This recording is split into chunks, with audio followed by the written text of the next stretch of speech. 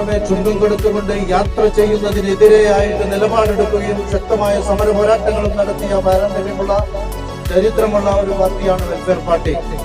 Dozen കണക്കിന് toll പ്ലാസകൾ ആ റോഡിൽ സ്ഥാപിച്ചുകൊണ്ട് ജനങ്ങളെ കൊള്ളയടിക്കുന്നതിന്റെ ഭാഗമായിട്ടാണ്.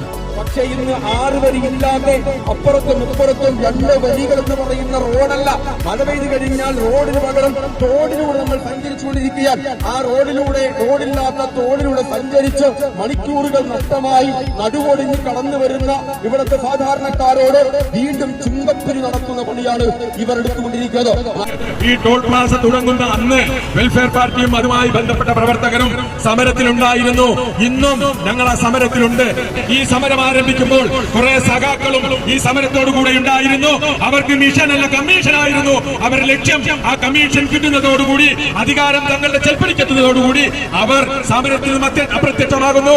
2026 പുതിയ ഇലക്ഷൻ വരുമ്പോൾ ഒരുപക്ഷെ അധികാരം നഷ്ടപ്പെടുന്നതോടുകൂടി കമ്മീഷന്റെ അഭാവത്തിൽ അവരും സമരത്തിന് മുമ്പിൽ ഉണ്ടാകുമെന്ന് നമുക്ക് പ്രതീക്ഷിക്കാം. എങ്കിലും ഒരു കളക്ടർ 2 പ്രാവശ്യം ഉത്തരവിട്ടിട്ട് നടക്കാതെ പോയതെങ്കിലും ഒരു സ്ഥലം ഈ പാലിയേക്കരല്ലാതെ മറ്റെവിടെയെങ്കിലും ഉണ്ടായിട്ടുണ്ടോ?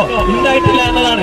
അതാണ് പണത്തിന്റെ പവർ എന്നാണ്. പണത്തിന് മുകളിൽ ടോളിന് മുകളിൽ ഇവിടെ ആരും പറക്കില്ല.